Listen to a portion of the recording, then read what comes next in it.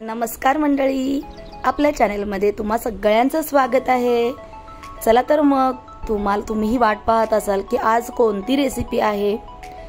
तर माझ्या पृथ्वीला खायचे होते पराठे, तर मी आज बेत घातलेला आहे पराठ्यांचा।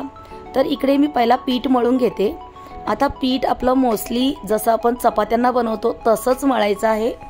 तर इकडे मी घेतलेलं आहे गव्हाचं पीठ, त्याच्यामध्ये थोडं मीठ घातलं, थोडं तेल घातलं आणि चांगलं पहिलं मिक्स करून घेतलं आणि मग त्याच्यामध्ये जसं जसं लागेल तसं पाणी घालून मस्त असं गोळा बनवून घेतला। तर बघा अगदी थोड्या वेळामध्ये आपला हा गोळा तयार सुद्धा झालेला आहे। तर आपण काय करूया, झाकून ठेवूया याला आणि आपल्याला चटणी बनवून घेऊया। तर आपल्याला एक वेगळ्या पद्धतीची, म्हणजे माझी चटणी बनवायची आहे, मी नेहमी बनवते ती चटणी बनवायची आहे। तर इकडे पुदिना, कोथिंबीर घेतलेली आहे, कढीपत्ता घेतलेला आहे, हिरवी मिरची आपल्या चवीनुसार घ्यायची, आलं आणि लसूण घ्यायचा बस। आणि आता आपल्याला इकडे जिरे घालायचे आहेत, चवीनुसार मीठ घालायचंय आणि दही घेतलेलं आहे मी, चांगलं वाटीभर दही घेतलेलं आहे। आणि आत्ता पुरतीच पराठ्यांना खाण्यापुरतीच मी चटणी बनवणार आहे, कारण या चटणीमध्ये दही घातलेलं आहे। तर ही चटणी ठेवायची नाही, जेव्हा बनवली तेव्हाच खायची। तर ही मिक्सरमधून बघा बारीक करून घेतलेली आहे आणि मस्त असा हिरवागार छान असा कलर आलेला आहे। तर इकडे पनीर घेतलेलं आहे मी आणि पनीर हे चांगलं किसणीवरती खिसून घेतलेलं आहे। बटाटे सुद्धा उकडून घेतलेले आहे साली काढून, ते सुद्धा बटाटे 2 बटाटे घातलेले आहेत मी, ते सुद्धा चांगले खिसून घेतलेले आहेत। कारण कसं होतं त्याच्यामध्ये लम्स राहतात बटाट्याचे जर आपण हाताने कुस्करले तर। तर इकडे बघा चवीनुसार मीठ घेतलेलं आहे, गरम मसाला घेतलेला आहे, कसुरी मेथी घेतलेली आहे, लाल मिरची पावडर घेतलेली आहे, हळद घेतलेली आहे आणि काळी मिरपूड सुद्धा घेतलेली आहे आणि कांदा घेतलेला आहे। तर आपल्याला इकडे काय करायचं आहे, बटाटाचं मिश्रण आणि जे पनीरचं मिश्रण होतं त्याच्यामध्ये गरम मसाला, लाल मिरची पावडर, जिरा पावडर, कसुरी मेथी, हळद, असं सगळे जे मसाले आहेत ते आपले घालून घ्यायचे आणि चांगलं हाताने मिक्स करायचं। त्याच्यामध्ये कांदा हा ऑप्शनल आहे, तुम्हाला जर हवा असेल तर तुम्ही घाला, आम्हाला आवडतो म्हणून मी घातलेला आहे।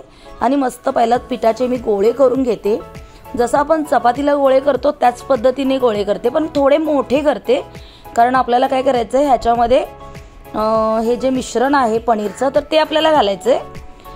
तर म्हणून मी थोडा मोठा गोळा घेतलेला आहे आणि आपण जसं पुरण भरतो पुरणपोळीमध्ये तर तसं भरून आतमध्ये स्टफिंग भरून आपल्याला छानसा गोळा करून आपल्याला लाटून घ्यायचं आहे।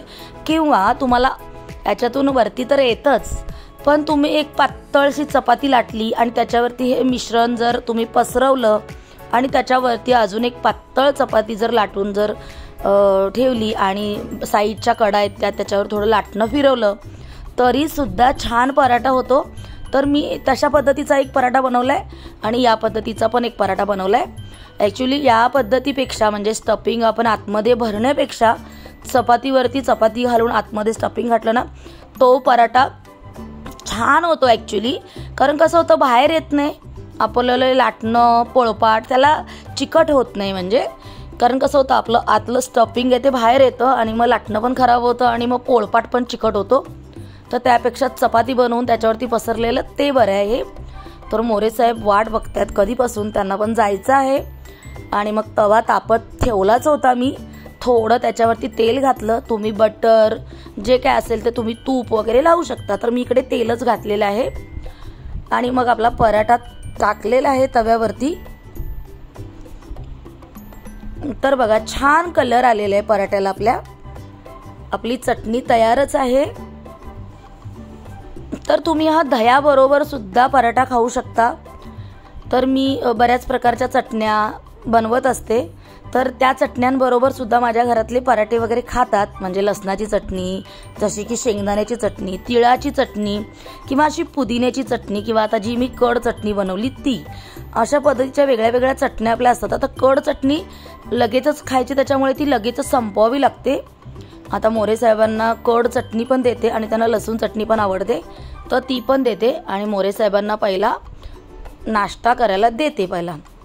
तर एका प्लेटमध्ये मी कड चटणी घातलेली आहे आणि एका प्लेटमध्ये मी लसणाची चटणी घातलेली आहे तर मोरे साहेबांना अगदीच उशीर झालाय तर त्यांना पहिला नाश्ता देते. तर तुम्हाला कसे वाटले पराठे नक्की सांगा. आणि आपल्या चॅनलवरती जर नवीन असाल तर पटकन आपल्या चॅनलला सबस्क्राईब करा, बेल आयकॉन क्लिक करा. नवीन नवीन रेसिपी तुम्ही पाहत राहा आणि बनवून सुद्धा बघा.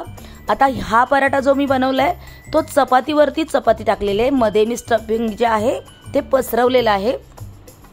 हा पराठा सुद्धा अगदी सुंदर झालेला आहे. आणि हा पराठा मी माझ्या पृथ्वीला देते. आणि त्याला मी रायता सुद्धा बनवला होता तर त्याला रायता देते. रायता बऱ्यापैकी छान बनवलेलं आहे मी. आणि कढ चटणी त्याला थोडीशीच हवी आहे. तर चला तर मग काळजी घ्या.